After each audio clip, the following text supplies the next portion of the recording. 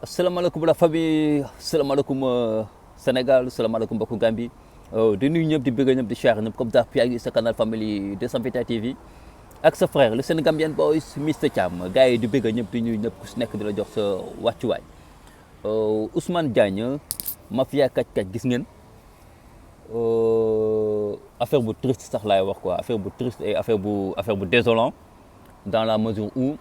ben poste bu mu def ci Fatoumata Ndiaye photo tampi je pense ñu woo ko mettre ko garde en xam nga lii yëpp dafay tax ñu gën a wax acharnement bi nga xam ne ñu ngi koy teg boole bokk ñu ngi koy def si ñi nga xamante ne ñoo nekk du côté de Ousmane Sonko wala du côté de l'opposition en général. Même bu fekkante ne Ousmane Diagne dafa def benn publication ci Fatoumata Ndiaye photo tampi ñu woo ko mettre ko garde en vue. Bon, lu tax ñu woo ko lu tax ñu mettre ko garde en vue ñoom ñoo xam quoi, mais ci contexte wala ci période bi nga xamante ne ay député ñu ngi leen di jiiñ ay mbirum trafic de passeport diplomatique ñenn ñi sax anti gémmi ñu ngi leen di jiiñ góor jigéen ndax ay soi-disant mariage entre góor ak góor lañ doon dégg wala soi-disant kenn si ñoom góor la wala boog du coup ñoom ñoo xam quoi. Mais du moment où d'une manière générale yenn député ñu ngi leen di dégg ci ay mbirum trafic de passeport diplomatique ba léegi ñu circuler ci dëkk bi Bougazel bi nga xamante ne barki démb ay vidéo ñu ngi traîner ba léegi muy circuler ci dëkk bi dans un pays normal ci benn dëkk boo xamante ni dañu ne justice deux poids deux mesures amu fi bon ci benn dëkk boo xamante ni on se dit que c'est un pays qui se nomme le Sénégal. Bon ñu gis yenn yi dafay mel ni acharnement la sur la population wala acharnement la ci ñi nga xamante ni ñoo fare ci côté Ousmane Sonko wala côté opposition. Bref je pense que état wala gouvernement bu mu mënti doon bu fekkante ne ni da nga bëgg a tëj làmmiñu askan wi wala da nga bëgg a tëj làmmiñu opposition c'est facile gars yi c'est facile. Je vous donne un exemple ñëwul fii ci kaw bi yenn yi doo ko dégg lu tax doo ko dégg parce que l'état il travaille. État dafay liggéey bu muy liggéey mooy tëj làmmiñu askan bi moo tax ñu waroon wax duñu wax liggéey bu muy liggéey moo tax opposition yu bëri doo leen dégg ci yenn yi mais un pays comme le Sénégal opposition mënoo tëj seen gémmiñ parce que chaque jour am na lu ñuy wax te li ñuy wax lu ne dafay nekk loo xamante ni c'est visible nit ñi dañ koy teg nii à l'œil nu di ko gis. Kon état yow pour nga tëj làmmiñu askan wi wala pour nga mettre peur ñi nga xamante ne mooy ta population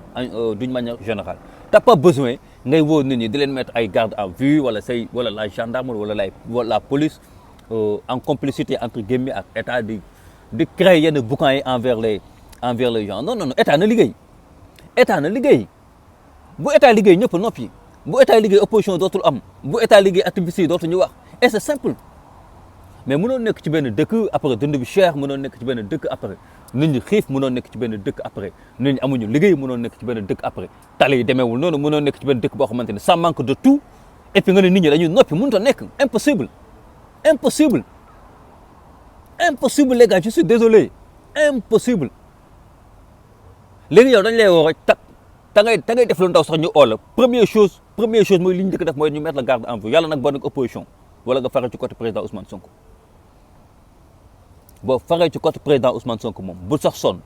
boo mootul moom xoolal plainte buy jug ci kaw ñu ne dem leen jëli ko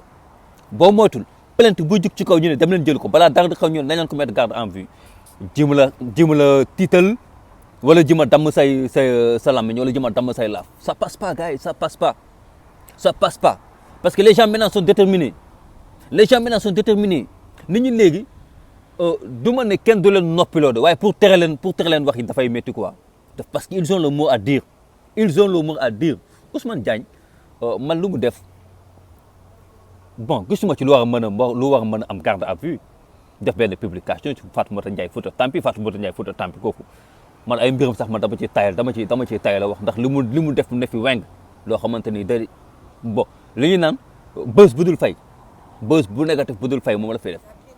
loolu moom lu nu weng la kon pour man wax ci moom sax loolu léegi perdre de temps la quoi. En tout cas gars yi de toute façon nañuy bàyyi xokkatal bi ñuy xokkatal nit ñi nañuy bàyyi tiital bi ñuy tiital nit ñi on est dans un pays démocrate te ñoo nekk ci benn dëkk boo xamante ne ku si nekk t'as ton mot à dire ñoo nekk ci benn dëkk boo xamante ne il s'appelle le Sénégal mu nekk dëkk boo xamante ne dañ ko yàgg naw ci démocratie dañ ko yàgg naw ci liberté d'expression kon nga la yaa bu fi benn régime ñëw ce gouvernement de Macky Sall bu mu ñëw rek ñenn ñi ànduñu ak moom bokk am wala bokk àndoon nañoo ak moom bokkutuñu ak moom yoon rek xam nga mu bëgg a xoqatal gars yi ça passera pas.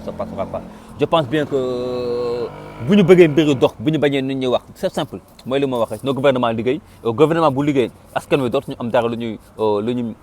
ñuy wax wala bokk mafia kàcc comme ñu koy faral di waxee ça n'existera plus parce que ku si nekk di nga gis sa bopp ci li nga xamante ni mooy sa mim mais bu loolu bu amul moom sa waay gars yi bu ñu sonn chaque jour gars yi dañuy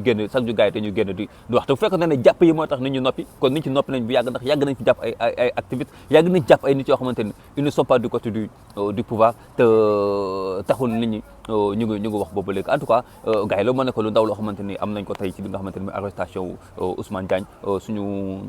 frère patriote boobu noonu di ko naan le combat continue dans le courage, le combat continue dans la bravoure. Gars, never recule, respecte la famille.